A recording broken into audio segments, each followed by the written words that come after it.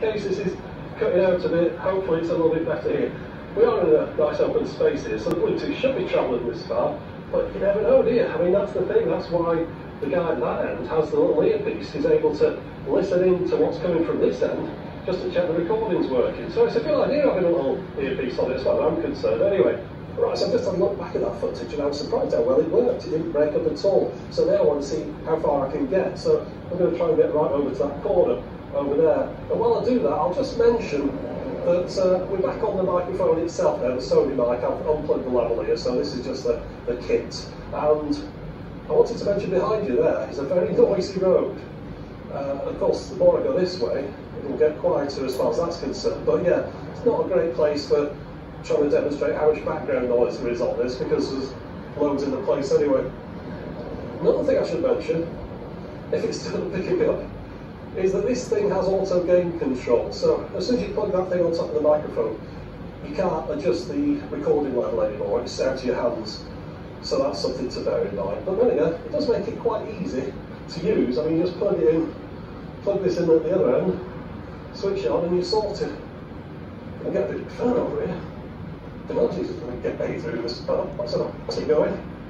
Am I still on microphone? Oh, I've set a dog off. I don't know if I'm supposed to be here. I think we'll call it quits at this point, shall we?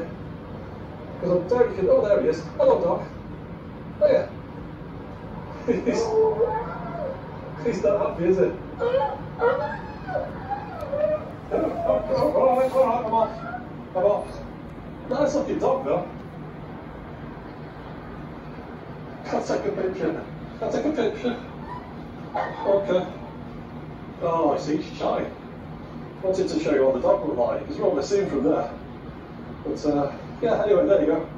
That's a test. Free dog included as well, so hey, what do you expect? Pulling out all the stops here. Wildlife, traffic, a little bit of sun. And I tested a microphone that has been superseded. In fact, let me tell you about the superseding of this mic, because it's kind of out of date now. Yeah, so this is an older product. It's been out a while. You can tell from the illustrations on the box that depicts someone using this with a Sony camcorder.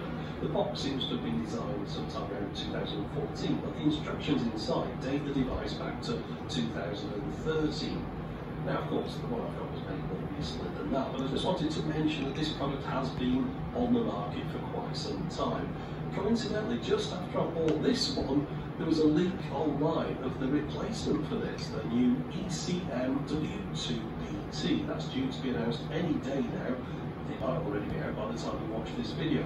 The newer one uses Bluetooth 5, whereas my model's on Bluetooth 3, and rather than using a AAA battery for the transmitter, it's rechargeable. But one thing that's missing on that newer model are those earphone sockets, which leads on to the question of why does my model have them at both ends, and what exactly do you need them for? So back to the baldy in the car park. Now, we've all seen Bluetooth microphones before, but this one has a feature that I haven't seen on other devices, and it's two-way communication. As well as the audio from the microphone at the remote end being picked up by the camera, I can also transmit audio from this end back to the person on the microphone. So you could, for example, give some kind of directions to them, you know, some instructions to the talent. For example, yeah, can you just move to the left a bit? Sorry, what's that? You want me to move to the left? Yeah, you're not in the centre. Just need to move a bit. Okay, no problem. No, you're left. Oh, sorry.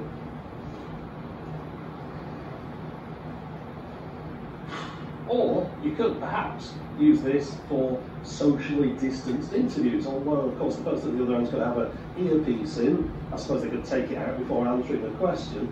So you could say something like, can you tell me a little bit more about when you first realised that you couldn't act? I'm pretty sure it's about the same time that you realised the same thing.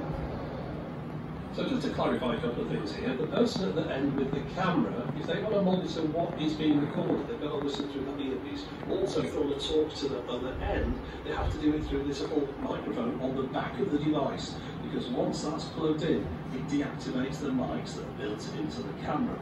And just to be extra clear, this earphone can hear this mic, and this earphone can hear this mic, or a mic that's plugged into this device.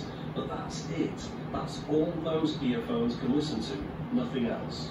So for example, with this camera, if I play back a video on that screen, something I recorded earlier, the audio from that just comes out of the camera's built-in speaker as normal. It doesn't transfer up to that earphone output. And similarly, the earphone can't monitor anything that's being recorded over the camera's built-in microphone input. So for the purposes of this device, it's best to think of that multi-interface shoe as a mic input rather than a headphone output. It can send audio into the camera, but it can't get any audio out of the camera.